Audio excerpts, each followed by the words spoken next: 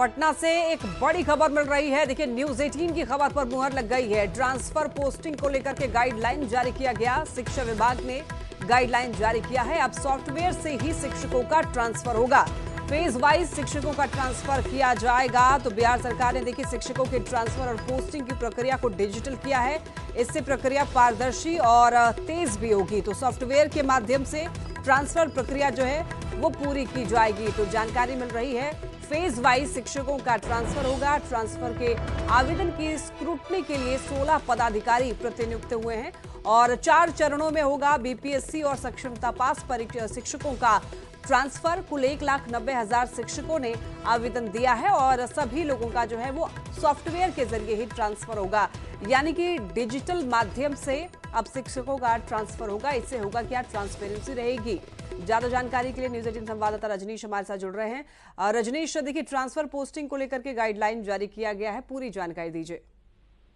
देखिए लक्ष्मी, लगातार बिहार के जो शिक्षक हैं वो इंतजार कर रहे थे और न्यूज 18 पल पल की जानकारी दे रहा था।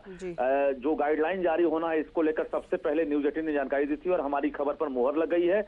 शिक्षा विभाग के एसीएस एस सिद्धार्थ ने गाइडलाइन जारी कर दिया है। 6 पन्ने का ये गाइडलाइन है जिसमें सॉफ्टवेयर के जरिए कैसे कैसे ट्रांसफर और पोस्टिंग होनी है ये तमाम जानकारियां दी गई है। इसके साथ साथ जो ट्रांसफर के लिए आवेदन आए हैं उसकी स्क्रूटनी के लिए 16 सदस्यीय अधिकारियों को प्रतिनियुक्त किया गया है, जिनको ये जवाबदेही दी गई है कि फेज वाइज ट्रांसफर होना है।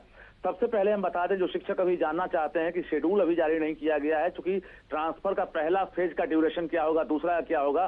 तो न्यूज 18 सबसे पहले जानकारी दे रहा है कि इसी महीने में 20 फरवरी से पहले फेज का ट्रांसफर होगा। यानी जो दिव्यांग हैं, कैंसर पीड़ित हैं, हृदय रोगी हैं और पहले फेज में जो भी शिक्षक शामिल हैं उनका ट्रांसफर 20 फरवरी से पहले लिस्ट जारी कर दिया जाएगा। दूसरे फेज वाले जो हैं उनकी प्रक्रिया भी शुरू होगी। तो कुल मिलाकर 31 मार्च तक का ये टारगेट रखा गया है और 31 मार्च तक अगर ट्रांसफर संभव हो जाता है तो निश्चित रूप से मैट्रिक और इंटर के जो इम्तिहान है वो भी खत्म हो जाएंगे और रिजल्ट की बारी रहेगी। रिजल्ट के बाद कहा जाए तो ट्रांसफर भी खत्म हो जाएगा और उसके बाद जो है शिक्षकों की नए स्कूल में पोस्टिंग होगी। एक बड़ा बदलाव किया गया है। जो 10 एप्लीकेशन में जो ऑप्शन मांगे गए थे, शिक्षा विभाग ने नए गाइडलाइन में ये कह दिया है कि अब उस 10 ऑप्शन के बाहर हम शिक्षक को नहीं भेजेंगे। अगर वहां रिक्तियां नहीं होंगी तो शिक्षक जो जहां है वहीं रह जाएंगे, फिर से उनसे दोबारा आवेदन लिया जाएगा। लेकिन जो 10 ऑप्शन है अगर वहां विषयवार रिक्तियां हैं तो उनको चॉइस पोस्टिंग दिया जाएगा। तो कुल मिलाकर इसकी शुरुआत हो गई है और अब रैंडमली जो एक तरह से कहा जाए सॉफ्टवेयर के जरिए पोस्टिंग होनी है वो सिस्टम नहीं है। अब जिला शिक्षा पदाधिकारी को अधिकार दिया गया है और जैसे ही वहां से प्रदर्शित होगा स्क्रीन के जरिए तमाम चीजें, जिला शिक्षा पदाधिकारी वहां से ओके दबाएंगे और उसके ओटीपी के जरिए तमाम शिक्षकों का ट्रांसफर होगा। शिक्षा विभाग के एसीएस ने एक बड़ा टारगेट रखा है सिद्धार्थ, और उस टारगेट को उन्होंने हर हाल में कहा है कि 31 मार्च तक हम फुलफिल करेंगे, जिसको लेकर 1,90,000 शिक्षक इंतजार में है।